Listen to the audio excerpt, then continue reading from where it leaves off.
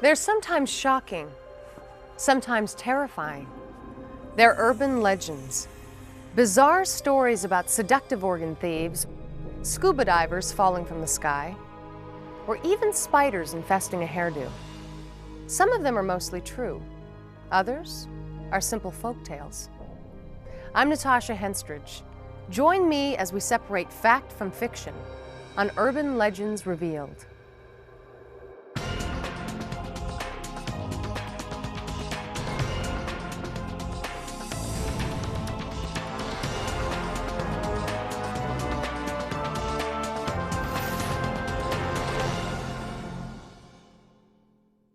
Everyone thinks they know fact from fiction. They know a tall tale when they hear one. Well, why don't we put this to the test by beginning with the story of a medical nightmare that has grown to become one of the most famous urban legends of them all. Our story begins in Las Vegas, or any unfamiliar city. A traveling businessman decides to relax at a bar after a long day. While nursing his drink, he spots a woman across the bar who's taken notice of him.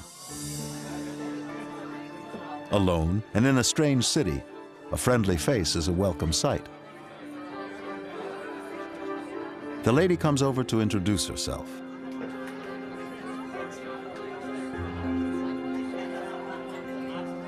And she's invited to join him. Well, in short order, our businessman is feeling pretty good. So good, in fact, that when the young lady suggests they retire to her hotel room, our businessman happily agrees. They head up to her room, and our hero can't believe his luck. It's almost too easy.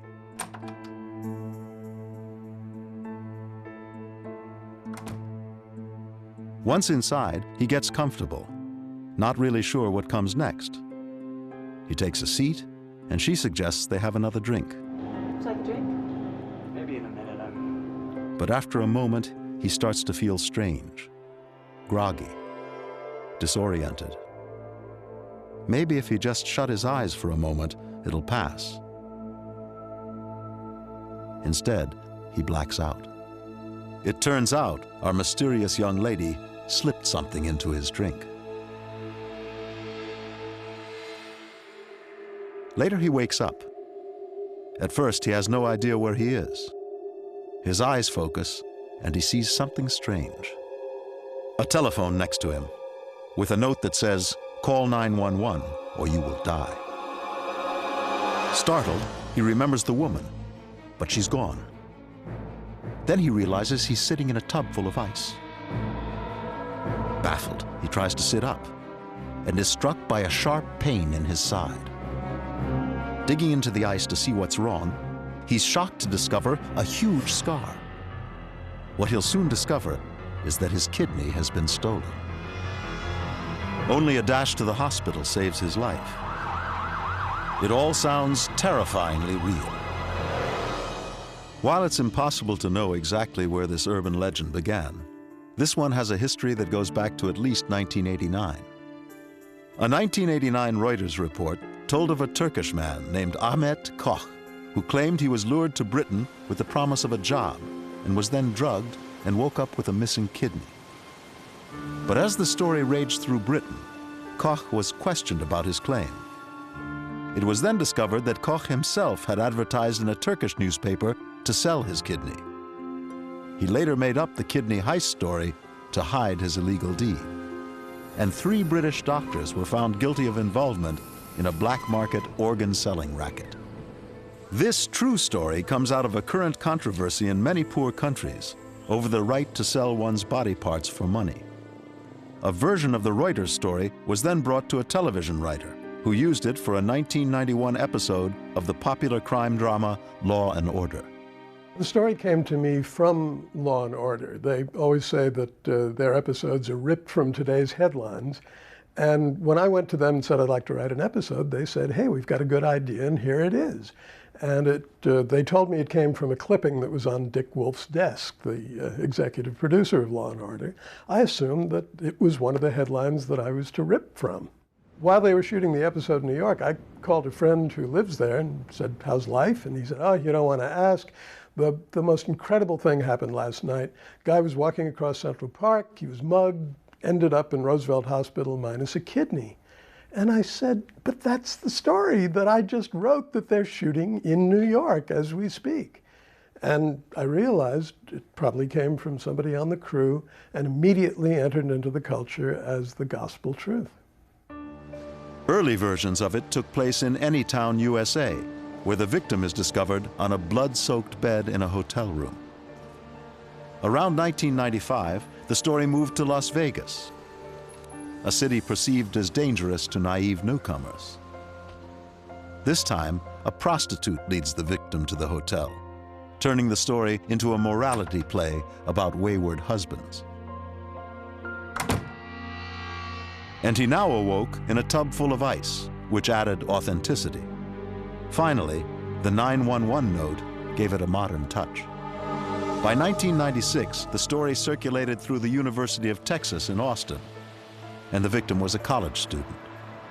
Finally, in 1997, a New Orleans version of the tale took off, this time about a traveling businessman, a more sympathetic character we could identify with. Now, anyone, anywhere was a potential victim. The very primal fear that the kidney heist story plays on is the fear of mutilation, the fear of physical injury, and this is such a general fear that it actually has its own phobia listing. Because these fears are universal, such organ-stealing legends are not new. The whole kidney theft legend is part of a much broader set of legends concerning baby parts, which are very well spread, particularly through Latin America. American women trying to adopt children in South America have been physically attacked because it's believed that these babies are being taken to harvest organs for the rich Americans and the rich Europeans. And these are old stories of witchcraft in many cultures where they feed on the actual bodies of the living until they die. The idea that white people take Africans and African babies and eat them is a very widespread belief and has been a widespread belief for many years. And baby food, which appeared in cans with pictures of babies on it, were assumed to be baby meat because that's what the picture on the outside showed. The unknown plays a very important part in the urban legend because, quite frankly, in modern Western society, we've abdicated our responsibilities for so much. We don't deliver our own health care, we don't prepare our own food, we don't do many of the kinds of things that people did for themselves in traditional societies. But do unscrupulous thieves really have the technology to pull off a kidney heist? It's not completely inconceivable that it could happen, but an operating room is a fairly complex environment because in order to remove a kidney safely, you really need an operating room. You need specialized equipment. You need to have the supplies to prepare the kidney once it's been removed and to keep it preserved until you transplant it into another patient. The legend sounds credible because a real kidney operation would involve an incision just below the rib cage, and it would leave a scar. But that's where the credibility ends. The kidney is removed and it's immediately flushed with a preservative solution to drain all of the blood out of the kidney. It's also important that the kidney be maintained cold at this point, and this is where the myth of the ice comes about. The patient is not cooled down, it's the kidney that is cooled, and that always sort of baffled me as to why the story goes that the donor is put in ice, because it's really the kidney that we want to keep cold and not the donor. It's also impossible to introduce organs bought on the open market into a hospital. Every kidney transplant that's done in the United States is registered with UNOS, which is the United Network for Organ Sharing. So whether a kidney comes from a living donor or someone that's passed away, Every kidney has a unique identification number and is tracked as to how it did and where it came from. In fact, the National Kidney Foundation has established a hotline for victims of this crime. To date, no one has ever called. So, why does this story remain so compelling? I think this story corresponds to a kind of background sense of dread that we have about urban life. It's no accident that they say urban legends. They're not suburban or ex-urban legends. They have to do with life in the city that can be very threatening or unpredictable. Fear of strangers is also an extremely basic anxiety. All through our lives, people are always checking out people they don't know to see whether they're safe or unsafe. And this particular story plays on that fear of strangers and uses that fear of what horrible thing could a stranger do to you. Irrational fears, lack of information. These elements allow urban legends to flourish. And as we'll see, when that misinformation extends to technology, almost anything becomes believable. True or false? Humans use only about 10% of their brains. The answer when we return. Do humans only use 10% of their brains? False. We use 100% of our brains. Most of us use high technology every day of our lives, yet few of us really understand how it works. So, we end up with misconceptions that become the basis for urban legends. Here's a story involving a man and machine that sounds possible, but is it really? Forest fires. Every year they ravage thousands of acres across the United States, endangering wildlife and human life. Enormous resources go into fighting them. Men routinely enter these firestorms and risk their lives to protect the rest of us. Our urban legend takes place in the wake of a burn, just as a fire crew is mopping up. It's usually done by teams assigned to a tanker truck. The ground is doused to cool it off and extinguish any lingering flames.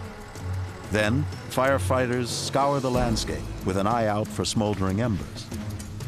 According to the legend, firemen were sorting through the ash of a burn zone when one man made a bizarre discovery. Hey, Jess, come here and look at this. A neoprene glove, not the kind a fireman would wear. Confused, they scanned the vicinity and then spotted something. Oh, look, check that out. Moving towards a glint of light on the charred terrain, they came upon the last thing they'd expect to find in the woods. A diving mask. They were miles from any water. So what was it doing here? They searched for clues, but the answer didn't come until they looked straight up. The body of a scuba diver, in full gear, draped across the blackened limbs of a tree. The flesh had been burned by the fire, but a post-mortem revealed that the flames were not what killed him. He had died from a fall. Only later did authorities figure out that the diver had been pulled out of a lake by an aerial water scoop. He was carried over the burning forest and dumped. It seemed an almost comic fate, if it weren't so tragic. Question is, did it ever really happen? Well, the origins of this story are murky. The earliest accounts go back to 1987, in both California and France, which are plagued by seasonal fires. In some versions, the victim is a fisherman. But where did the story originate? It certainly sounds like the things that are often called minute mysteries. You set up a situation that seems inherently impossible, and then through a set of questions and answers, you arrive at a solution. With many urban legends, we find that they do cross what we call genre lines. That is, they move from one form sometimes, a legend, to a joke, for example. To find out if this tale is a joke or for real, we need to learn more about how fires are fought from the air. The process begins when a fire is reported to a local fire station.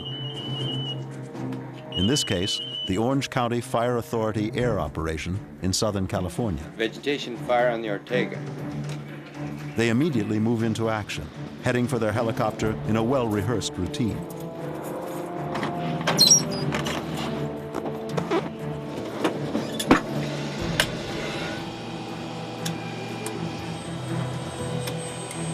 Once on board, they rev up. While every precaution is made to ensure safety, these missions are extremely dangerous. The chopper lifts off and heads for the burn site. But before it reaches the fire, it stops at a water source. A snorkel is lowered down. And it's here where we make or break the urban legend of the tree diver. To learn the truth, let's take a closer look at this whole water scooping system. This is one of our super UEs. It's equipped with the ice layer tank system. The system comprises of the tank, which is fixed underneath the aircraft, which holds 360 gallons of water, the snorkel, which is a 10-foot hose attachment, and a hydraulic system that allows us to run the impeller at the end of the snorkel and pull the water into the tank. Question is, can this system actually pluck a diver from the water once it's put into action? And when it's deployed for fire operation, it hangs straight down 10 feet below the skids of the aircraft. The pilot using his mirror places a snorkel into the water, turns on his pump, and sucks up the water into the tank, which takes about 35 to 40 seconds. A closer look at the impeller, as it's called, shows openings of only 1 or 2 inches, impossible for a diver to slip through. Even if he could, the added weight of a person would be felt by the pilot, who can also see the snorkel as it's taking on water. Clearly, this kind of system could never pick up a scuba diver. But there are other systems that look like they might. One of them is this massive container called a Bambi bucket. Carried by giant whirlybirds, it looks like a prime candidate for scooping up our ill-fated swimmer. But that's not the case. Generally, the tops of these buckets are covered with a narrow opening too small for a diver to slip in, nor could he get out. When fighting a fire, water is best released as a cloud of liquid over a large area, rather than being dumped onto one spot. To achieve this, the bottom of the Bambi bucket has a valve that opens only 6 inches, creating a spray. No diver could make it through. Even this fixed-wing Bombardier water scoop, often mentioned in this urban legend, can't gulp down an unsuspecting frogman. The intakes for the tanks are only 4 by 10 inches wide and are covered by a grill. A few minnows may get through, but not a diver.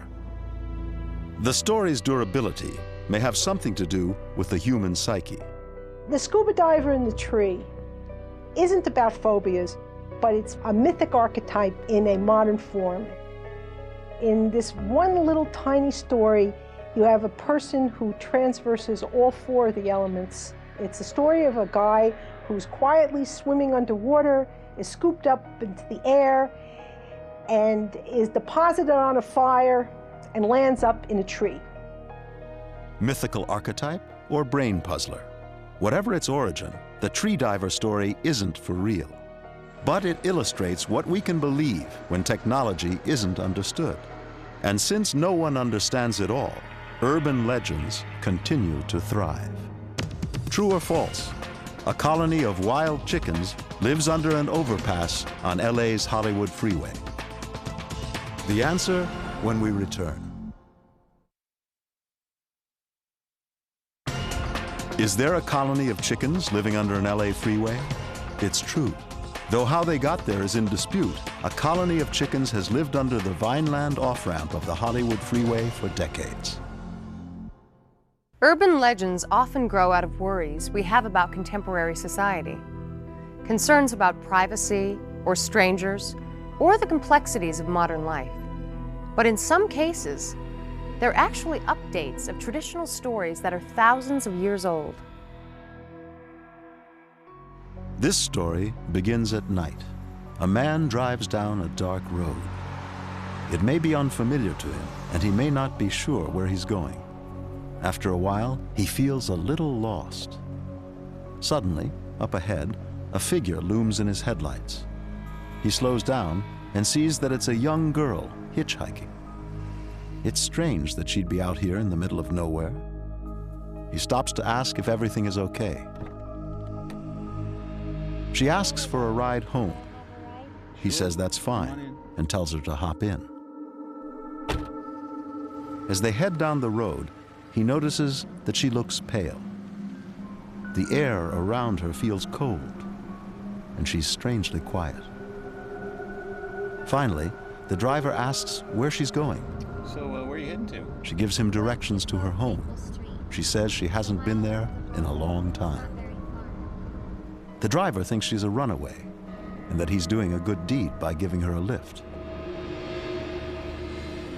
They pull up to her parents' house in a typical neighborhood, and she climbs out.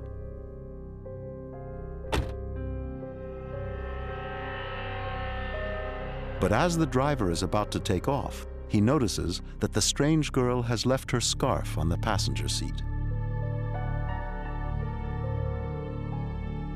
Looking around, he's surprised to discover she's gone.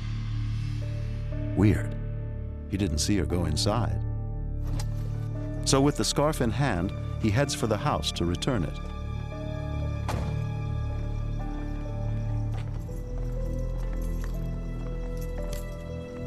He knocks on the door and is met by a normal-looking gentleman. The driver explains about giving the daughter a ride and how she left her scarf in the car. Suddenly, the man's wife reacts with shock. She just kind of disappeared. The driver wonders what's wrong. That scarf belonged to our daughter. The husband brings him inside and explains that his daughter died in a car crash 5 years ago, on the same dark road where she was picked up. She was buried with the scarf. Our driver's young passenger was a ghost. This classic tale is one of the oldest urban legends. Versions of it go back to the New Testament. In Acts 8:26, an Ethiopian traveling in his chariot is met by the Apostle Philip, who baptizes him and then vanishes. Similar stories about Pele, Hawaii's volcano goddess, have been told since the days of the horse-drawn carriage. Tradition says she first came to Hawaii in search of a fiery home. To this day, she's said to appear along Hawaiian roads, often as an old woman asking for a ride. The Vanishing Hitchhiker is closer to a traditional ghost story. What makes the Vanishing Hitchhiker a modern story is the automobile, but in fact the idea of roadside ghosts hitching rides is a very old idea. The particular Vanishing Hitchhiker story does seem to have antecedents that go back several centuries that we can document. There are some stories that deal with people on horseback who are accosted by a ghost who leap up behind them, and they have to get rid of them. But some of the elements of the Vanishing Hitchhiker are not there, such as it's very clear in these stories that this is a ghost or some kind of supernatural entity, whereas in the Vanishing Hitchhiker, that's only revealed at the end. We don't know what this hitchhiker is until the person discovers that the hitchhiker's been dead for several years.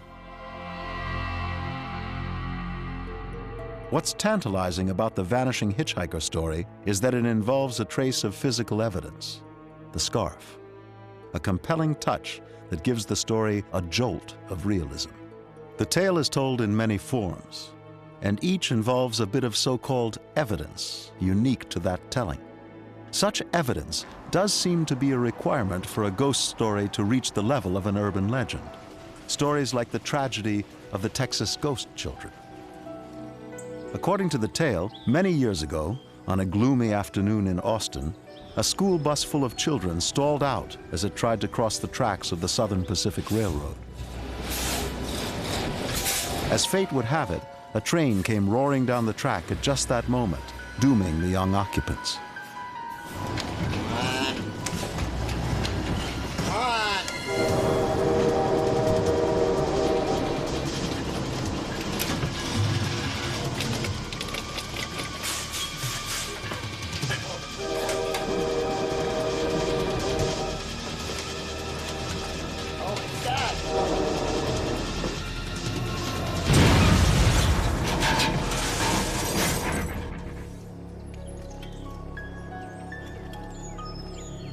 story goes that ever since the freight train school bus accident, the spirits of the children who were killed have clung to this particular spot.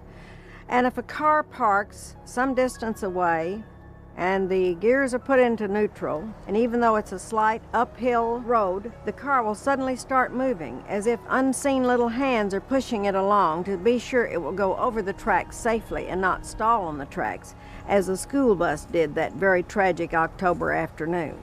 And to this day, those who try this trick with talcum powder on their bumper discover what some say are fingerprints of the young children. Physical evidence to back up the legend, or so it's claimed. But stories like this and the vanishing hitchhiker are still tough to verify, even by professional ghost hunters. In my experience as a researcher, I've never been able to connect to the actual person who's witnessed this kind of an experience, which is what makes it an urban legend. We can't seem to connect to the person who's had the real experience. We hear it secondhand from someone else. If that's the case, then why do we let ghost stories scare us so much? I think the major reason we're frightened of ghosts is a broader reason that we call the fear of the unknown. If we don't understand what a ghost is, we don't know what its capabilities are. What can it do to us? How do we defend ourselves? So I think we're frightened because of the unknown.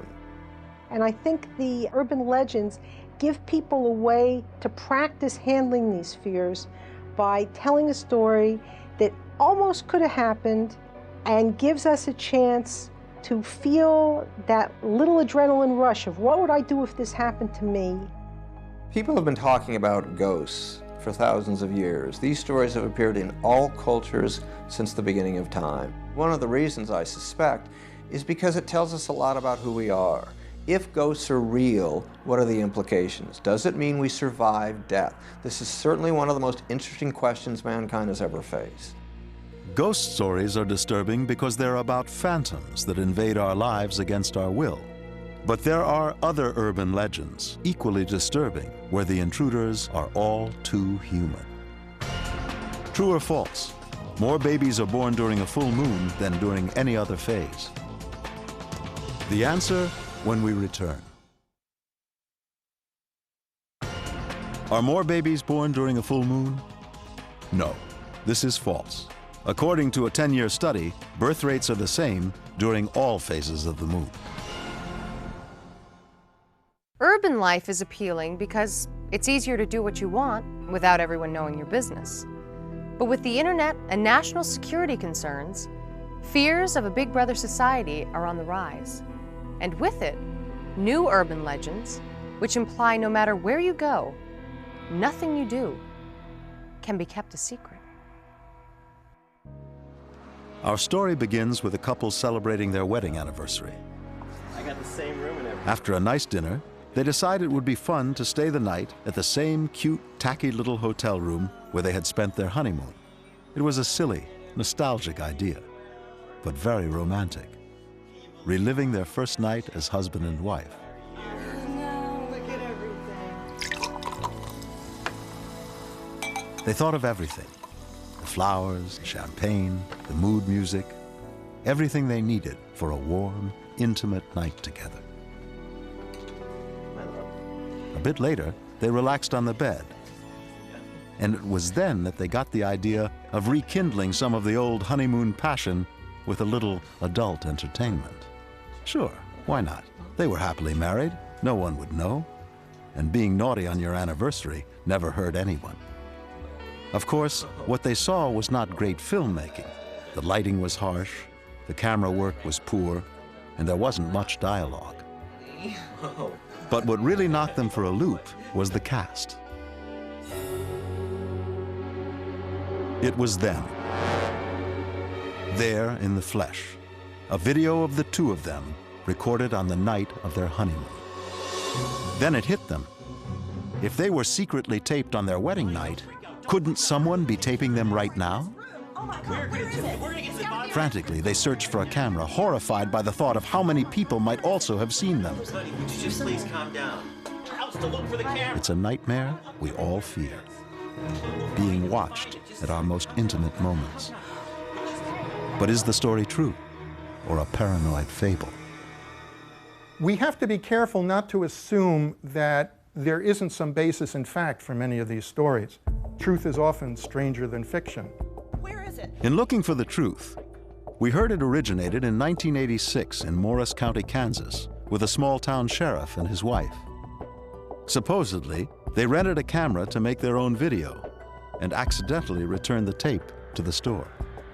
From there, the story evolved. It was accredited to a sexy TV anchor woman, then to a high school teacher and one of his students. I think the Honeymoon Suite urban legend is a very interesting example of two different things going on at once. It plays on our fear of being observed, doing something intimate like having sex, and it also activates our desire to watch people doing something intimate like having sex. So in this story, the listener gets to be both sides. Clearly, this urban legend touches on the larger controversy surrounding the erosion of privacy in modern life. With a boss who uses a videotape or other form of recording device to determine the activity of his employees, many people are going to feel that there's a line somewhere that needs to be drawn. Other people are going to say, no, if I've hired this person to come to work for me, I want him working there for his full 8 to 5. I have seen several situations where people have been outrageously abused. Probably the most common one that has happened in recent years is a situation where a man installs a two-way mirror within a restroom or a place where females may be removing all or part of their clothing. That's happened frequently in a number of different occasions. On this occasion, the two-way mirror is located at Spy Tech in Beverly Hills, California. This high-end surveillance store offers services and technologies to people who want to find out about other people without other people finding out. And we've come here to learn just how credible the legend of the honeymoon couple is. How much spying really goes on.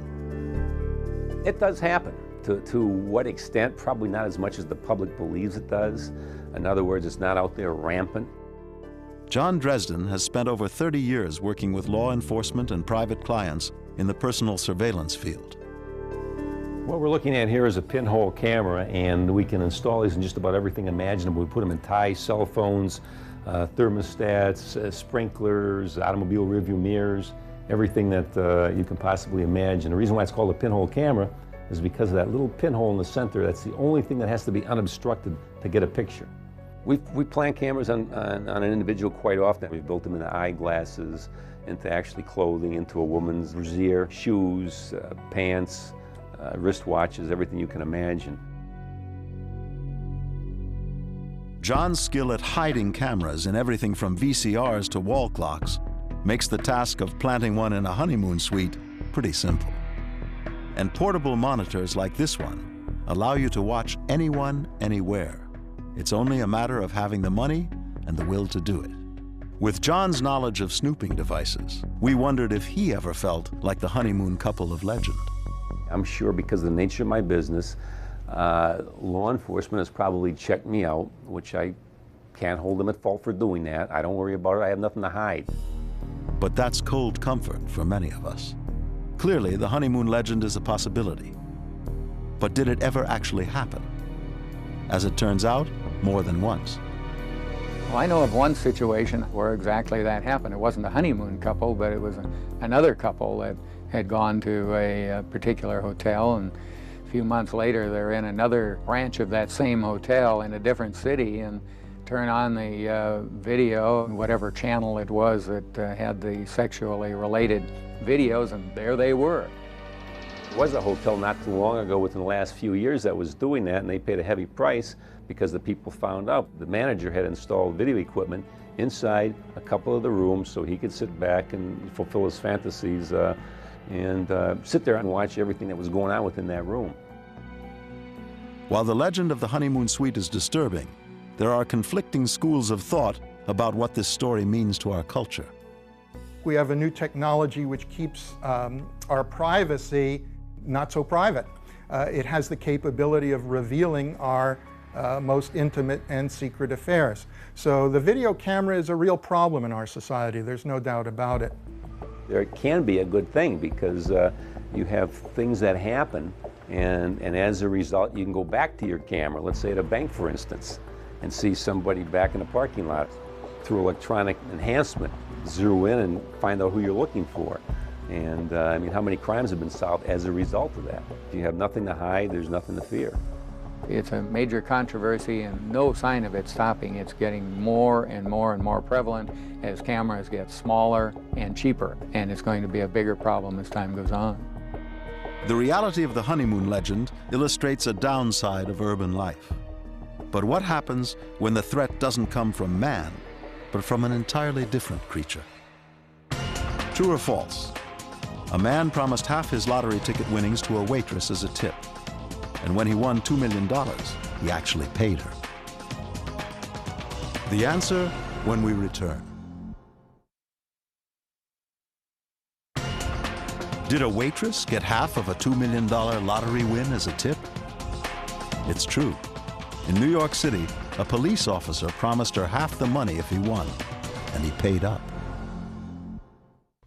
Every Halloween, millions of kids are spooked by bogus stories of razor blades found in apples. It's an urban legend based on the old warning that you shouldn't take candy from strangers.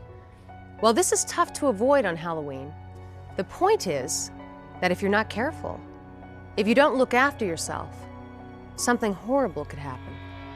Something, perhaps, like this. The story begins with a hairdo, a big one, that a vain young lady maintained with obsessive care. It could be a bouffant or a beehive, or even dreadlocks. Any style that prevents regular shampooing. To keep her costly do in shape, she avoided taking it down for months at a time. Such is the price of fashion. But her vanity was about to become very expensive. At the end of each day, she'd carefully prepare her hair for bed. She'd spray it and touch it up, but never wash it. That was too much trouble. Much easier to just lacquer it into place.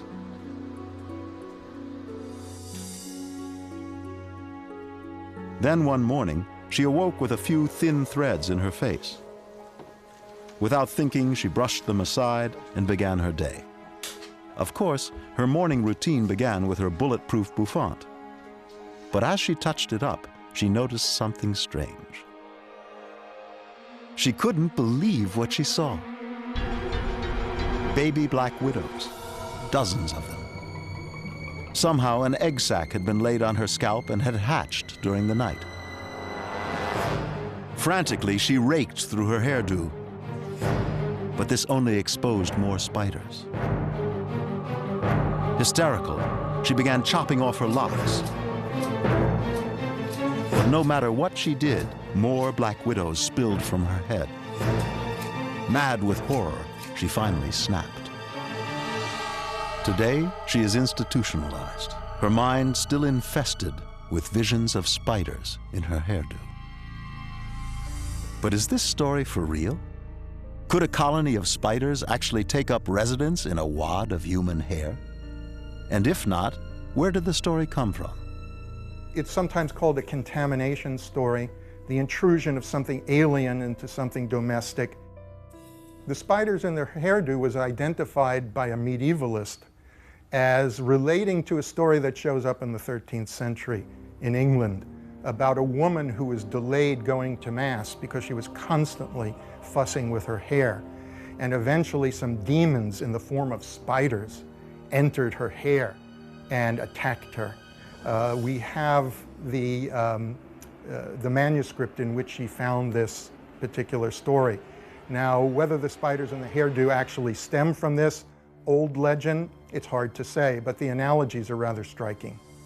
It still retains elements of the old 13th century legend, that vanity, right, can bring one's downfall.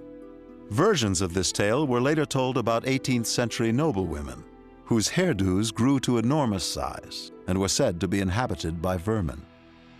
The more modern version took off in the 1950s, with the so-called B-52 hairdo. Since then, our instinctive fear of spiders has kept the story alive. They are not familiar animals. Their body shape is so alien. And in fact, our aliens in motion pictures look very often like insects. They are really radical kinds of others. And when they show up in domestic space, they're a particular kind of threat. People are particularly afraid of spiders, arachnophobia. This extreme revulsion against creepy crawlers appears to be a product of evolution. It does serve an adaptive purpose in that avoiding having bugs bite you is a good way to stay healthy. And the person who doesn't care about having bugs bite them is probably more likely to get sick than somebody who makes a strong stand against them. The fear of bugs is pretty instinctive, but every single one of these things also has a group of people who are totally fascinated by them. One such guy who can determine the credibility of this legend is Rick Vedder, an entomologist at the University of California at Riverside. There are a lot of misconceptions about spiders, and quite often they are based in erroneous information. Many people get up in the morning and they have marks on their body, and they immediately blame spiders. Spiders only bite as an accidental encounter. It's a defensive response. You roll over on them and they bite. Often when people have bites, they are actually due to some sort of insect that is actually seeking them out for a blood meal. Mites, bed bugs, ticks, kissing bugs, etc. Nevertheless, it's black widows that usually star in this story because of outdated fears. The black widow used to be a potentially dangerous spider. That's because most of the bites occurred in outhouses. These bites were coming on sensitive parts of their body, and therefore the venom was getting into their body very quickly. Nowadays they're occurring on things like arms and legs, and rarely does anyone die from a black widow bite anymore. There are 35,000 known species of spiders, some of them large enough to eat birds. And they're found almost everywhere on Earth. But it isn't their numbers that make the hairdo story so terrifying. It's the nature of spiders themselves. People who have arachnophobia typically are not afraid of the spiders because of their medical importance. They are afraid of spiders because they have long legs, they're hairy, they move fast, there's a disgust aspect to them, and it actually is just the fact that the spiderness of a spider is what invokes arachnophobia. Okay, so the fear is irrational, but is the story for real? No self-respecting spider would take up residence inside someone's hair, that you're constantly moving around. That is not where a spider wants to be. Other aspects are that the spider would have to lay an egg sac, it would have to be there for quite a while. Black widow would starve after about a month. What makes this story seem so real is that there are parasites, like this massive tapeworm, that actually do live on or in the human body. This leg cast is of an elephantiasis victim, a disease caused by filaria worms living in the lymph system. And there are others.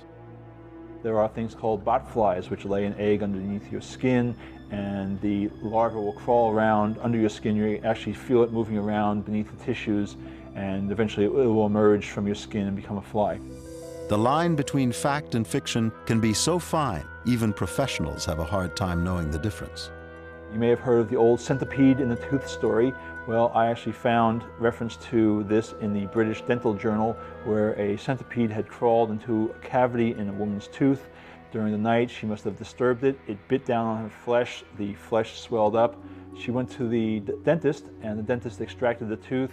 When the tooth was placed on the table next to the dental chair, all of a sudden out uncoiled a centipede and started to walk away.